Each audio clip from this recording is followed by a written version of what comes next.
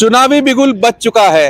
लोकसभा चुनाव की पूरी तैयारी जहां निर्वाचन आयोग ने कर ली है, वहीं राजनीतिक दल भी पूरी तरह से तैयार है। कांग्रेस और भारतीय जनता पार्टी ने अपने उम्मीदवार घोषित कर दिए हैं। भारतीय जनता पार्टी ने यहां से 2 बार के सांसद रहे सुधीर गुप्ता को उम्मीदवार बनाया है। वहीं कांग्रेस ने 4 बार के नागदा खाचरों से विधायक रहे दिलीप सिंह गुर्जर को उम्मीदवार बनाया है। तो आज हम बस वाला वोटर के इस खास कार्यक्रम में चर्चा करेंगे मंदसौर संसदीय क्षेत्र की, जहां पर 13 मई को मतदान होना है। उसके पहले यहां पर कई नेताओं के दौरे होंगे। मतदाताओं का अपना एक मन है कि उनके जो 2 बार के सांसद रहे उनकी उम्मीदों पर खरा उतरे या नहीं, और वहीं कांग्रेस ने जो नया उम्मीदवार मैदान में उतारा है उससे वो किस प्रकार की उम्मीद रखते हैं।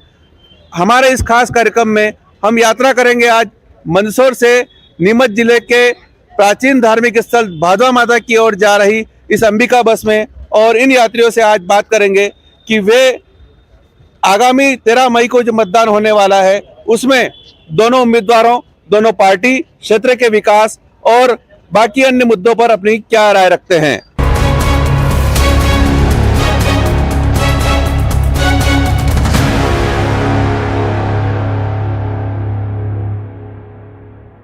बस वाला वोटर के इस खास कार्यक्रम में हम शुरू करते हैं। इस बस के चालक ये बस शुरू करे उसके पहले ही बस यहाँ पर बस स्टैंड पर खड़ी है, और दिनेश जी से बात करते हैं। दिनेश जी, जैसे आप बस चला रहे हैं वैसे ही जो जनप्रतिनिधि सांसद चुने जाते हैं वो लोकसभा क्षेत्र चलाते हैं, तो क्या उम्मीद रखते हैं उनसे, किस तरह का सांसद होना चाहिए? तो ये होनी चाहिए, हमारे एरिया का विकास होना चाहिए, गाँव का विकास होना चाहिए, हर तरह से आदमी सुरक्षित होना चाहिए, ये विकास चाहिए। बस का सफर शुरू हो चुका है और हम शुरुआत करते हैं किसान से। 13 मई को मतदान होंगे, जो सांसद चुने जाएंगे उनसे किस तरह की उम्मीद रखते हैं आप? बस यही उम्मीद रखते हैं, हम खाद बीज मिलना चाहिए, हमारे को सिंचाई मिलना चाहिए और अनाज के पैसे अच्छे मिलने चाहिए, और क्या किसानों को यही चाहिए हमारे। जी बताइए, अभी जो चुनाव हो रहे हैं उसके बारे में क्या बताना चाहेंगे? मोदी जी है और क्या, मोदी जी को चाहते हैं। किस तरह का सांसद चाहते हैं आप? सांसद तो सुधीर गुप्ता ही आएंगे और जीतना तय है, मोदी लहर है। बट सुधीर गुप्ता जी से यही निवेदन है कि जो अफीम के जो काश्तकार हैं, जो सीपीएस में पट्टे दिनों दिन बढ़ते जा रहे हैं, हर साल दिनों दिन सीपीएस में बढ़ोतरी होती जा रही है, तो जो पट्टे चीरने के हैं वो पट्टे चीरने में ही रहे और उनको सीपीएस में ना करें, यही निवेदन है। तो अगर चीरने वाला पट्टा रहेगा तो काश्तकार खुश भी रहेगा और ये मोदी सरकार को कभी भूलेगा नहीं। दिन रात जागना पड़ता है खेतों में, क्योंकि अगर उसको कोई चीरा लगा दे और नारकोटिक्स तक इन्फॉर्मेशन जाए तो उसमें नारकोटिक्स उसको किसान को उठा ले जाती है, कम से कम 10 साल की सजा होती है। जबकि किसान कोई नहीं चाहता है कि उसका घर बिगड़े, उसकी जमीन बिके, कोई नहीं चाहता है, उसको चीरा लगाना कोई नहीं चाहता है। वो इतना बड़ा वो खेती कर रहा है और उससे पैसे नहीं कमा रहा है, वो एक तरीके से 2 नंबर से भी बेहतर का काम हो रहा है। वो 13 मई को मतदान होने वाला है, उसमें किस तरह का सांसद चाहते हैं आप? सांसद तो क्या, अब लोग सब जागरूक हो गए। मोदी जी ने जो काम किया है तो ऑलरेडी वो सुधीर गुप्ता को लाएंगे। क्या क्या ऐसे काम है जो सुधीर गुप्ता जी ने करवाए हैं और जिनको इसके कारण आप उनको वोट कर रहे हैं? जिन गांव में सर नल पानी नहीं था, उस गांव में आज हर एक के घर में नल, पानी पर्याप्त और लैट्रिन सुविधा सभी होने के वजह से अब तो उस हिसाब से सुधीर गुप्ता ने जो भी हमारे यहाँ सांसद बने वो थोड़ा पेयजल व्यवस्था पे ध्यान अगर दे सके। जैसे अभी तो क्या है कि गर्मी शुरू ही हुई है, और पिपलिया मंडी की अगर बात करें तो वहाँ चौथे दिन नल आना शुरू हो गए। तो क्या है कि पानी की थोड़ी समस्या आने लगी, और जो नल वो समय देते थे वो समय भी अब कम हो चुका है। पहले अगर आधा घंटा चलते थे तो अब 20 मिनट कर दिए गए। तो ये तो हम भी समझते हैं कि गर्मी थोड़ी रही है, पिछले साल बारिश भी कम हुई है, लेकिन अगर किसी तरह से गांधी सागर का, चंबल का पानी आ सके तो उससे भी पिपलिया मंडी के जो रहवासी उनको काफी मदद मिलेगी।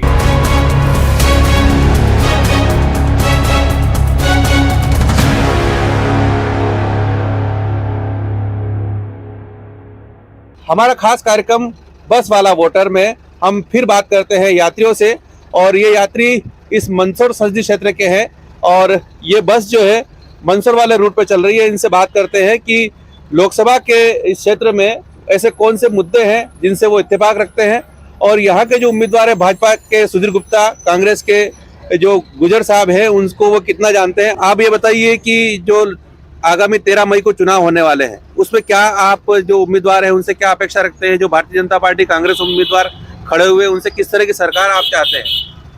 हम तो कांग्रेस की सरकार चाहते हैं जी। और गुजर साहब से हमारी बहुत बड़ी आशा है कि वो हमारे क्षेत्र का विकास जरूर करवाएंगे जी। और मैं एक आपसे और सवाल करना चाहता हूं कि ये मशीन के बदले अगर डायरेक्ट जो मतदाता है उनके द्वारा अगर वोटर किया जाए तो उससे ज़्यादा जो वास्तविकता है वो निकल के सामने आ जाएगी जी। क्योंकि मशीन हमेशा गड़बड़ करती है और मशीन में जहां हम वोट लेकिन इसने कोर्ट ने इससे संबंधित जितनी याचिकाएं थी वो खारिज कर दी है। वो भले कोर्ट कर दो, वो तो सरकार अभी बीजेपी के है, इसलिए सभी लोग उन्हीं के अधीन है। लेकिन जब देश स्वतंत्र हो गया तो मतदाता को भी स्वतंत्र। अच्छा ये बताइए, पिछले 10 साल में जो भाजपा के सांसद रहे हैं इन्होंने कितना काम करवाया है? हमारे यहाँ तो कुछ भी काम नहीं हो जलोदिया में जी। हाँ। और हम तो सबसे ज़्यादा अपेक्षा तो जोग चिन्ह से रखते हैं जी जी। वैसे तो सरकार कर रही है, सब सही अच्छा ही कर रही है। आगामी सरकार आने वाली है, उम्मीदवार हैं, उनसे किस तरह की अपेक्षा रखती है? महिलाओं संबंधी एक एम्प्लॉयमेंट का थोड़ा ध्यान रखा जाए। जैसे हम लोग कोर्ट में भी महिलाएं काफ़ी कम है, उनको सीखने के माध्यम से या मतलब जैसे स्टार्टिंग में हमको बहुत सारी प्रॉब्लम्स होती है कि हमको सैलरी नहीं मिलती है। बीच में ऐसी कोई स्कीम आई थी पर वो स्कीम हम तक पहुंच नहीं पाई कि आप जो सीखने आ रहे हैं तो हमको उसके लिए पे किया जाए या फिर कुछ ऐसा जिसके हमको पहले से इस चीज़ का प्रशिक्षण दिया जाए वकालत में, वो सारी चीज़ें होनी चाहिए। अच्छा ये बताइए, महिला अधिकारों की बात आती है, आप कानून के जरिए महिलाओं को न्याय भी दिलाती है, ऐसी कौन सी कमी आपको लगती है जिसके कारण महिलाओं को अभी तक न्याय नहीं मिल पाता? कमी इस चीज़ की लगती है कि हर प्रोसेस एक धीरे धीरे धीरे चालू होती है, उनको न्याय मिलते मिलते काफ़ी समय लग जाता है। तो इस प्रक्रिया को तो थोड़ा ध्यान में रखा जाए। जैसे डिजिटल हो रही है सारी चीज़ें, तो डिजिटल माध्यम से ही कार्रवाई की जाए।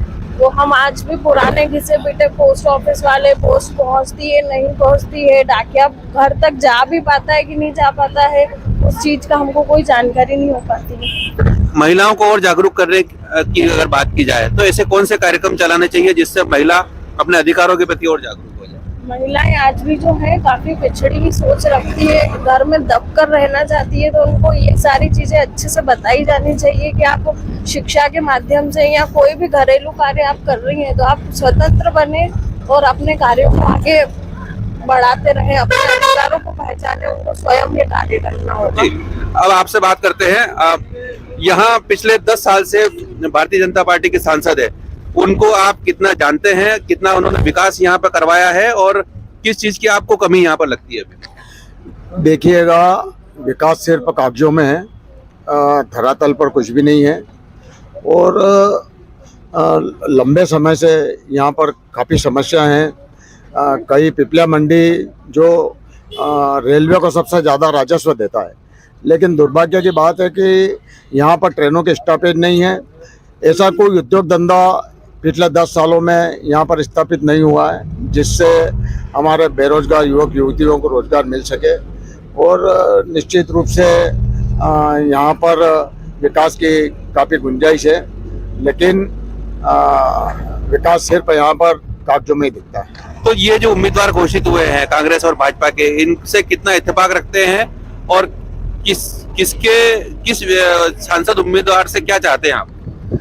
देखिएगा, निश्चित रूप से कांग्रेस ने हमेशा किसान गरीब मजदूर की बात करी है, युवाओं की बात करी है, बेरोजगारों की बात करी है, तो निश्चित रूप से ऐसे में दिलीप सिंह जी गुर्जर जो 4 बार के विधायक हैं, खाचरोद के, नागदा के, उनसे क्षेत्र के लोगों को काफ़ी उम्मीद है, किसानों को काफ़ी उम्मीद है कि निश्चित रूप से वो इस क्षेत्र में विकास की एक नई इबारत लिखेंगे और किसान गरीब मजदूर सब व्यापारी सब जो है अगर वो सांसद बनते हैं तो निश्चित रूप से सब खुशहाल होंगे।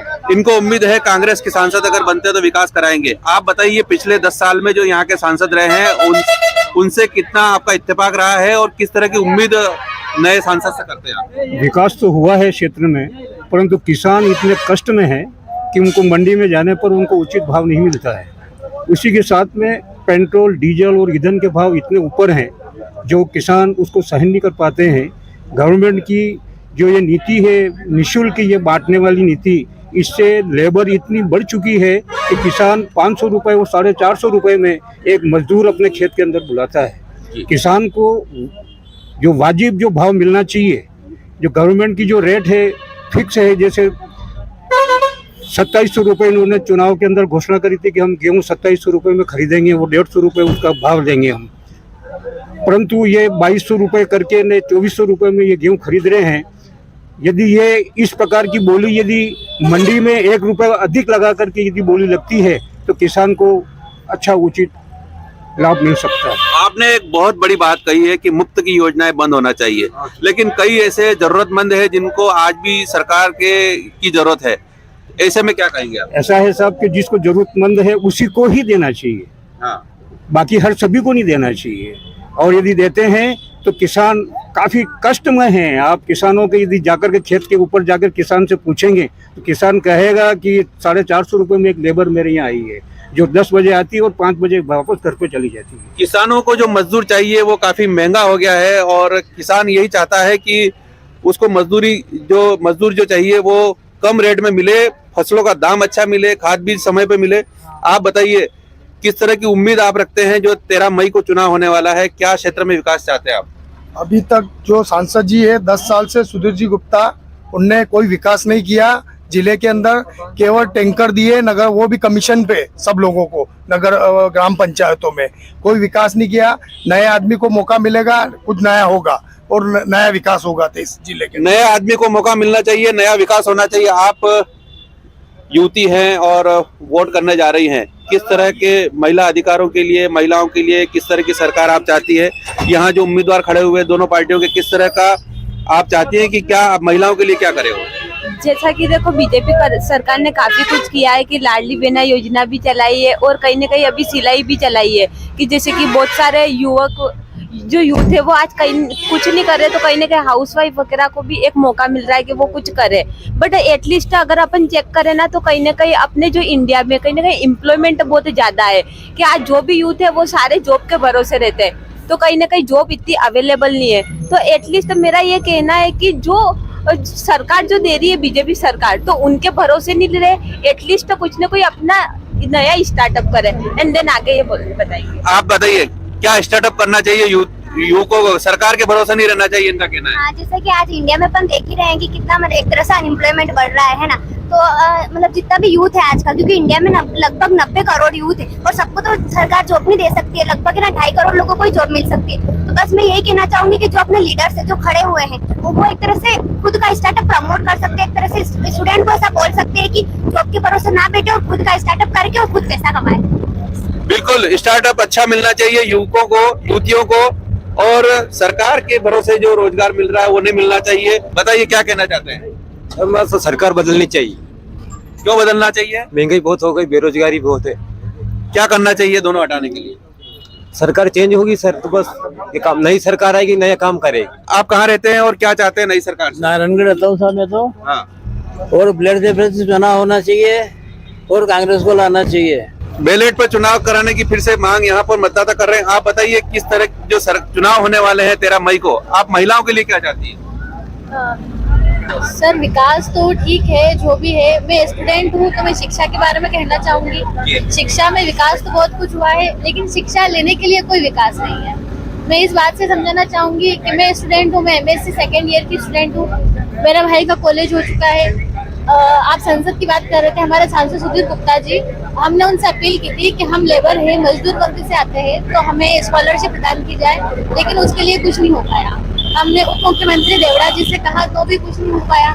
तो सर मैं बस इतना कहना चाहती हूँ कि अगर हम मजदूर हैं तो हमें शिक्षा का हक नहीं है क्या?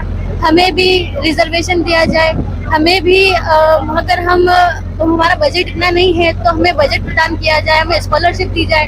मेरा भाई इंटेलिजेंसी में इतना आगे है, लेकिन फिर भी हम उसको नहीं आगे पढ़ा पाए क्योंकि हमारे पास इतना बजट नहीं था। क्योंकि हमें मालूम है कि UPSC अब सबसे बड़ी और सबसे महंगी एग्जाम है, तो उसके लिए हमें कुछ तो दिया जाए ना। सरकार से बस इतनी अपील। बिल्कुल सही कहा आपने, शिक्षा के लिए सरकार और बजट जारी करे, खास तौर से उन लोगों के लिए जो पैसे के अभाव में पढ़ाई नहीं कर पाते हैं। और यही मांग जो आने वाला 13 मई का जो चुनाव है, यहाँ के उम्मीदवारों से, यहाँ के जो चुनाव लड़ रही है उन पार्टियों से लोग कर रहे हैं कि इस क्षेत्र का विकास जितना होना चाहिए अभी तक हुआ नहीं है, लेकिन विकास की उम्मीद लोगों को है कि यहाँ से जो भी सांसद बन करके आएगा, चुन करके आएगा, वो क्षेत्र का विकास करेगा। खास तौर से महिला अधिकारियों के लिए, किसानों के लिए और पढ़ाई करने वाले छात्रों के लिए कि उनको ज्यादा से ज्यादा सुविधाएं अगर मिलेगी तो वे आगे बढ़ेंगे, आगे पढ़ेंगे तो आगे बढ़ेंगे और देश का विकास होगा। नरेंद्र धनोतिया, न्यूज़ 18, मंदसौर।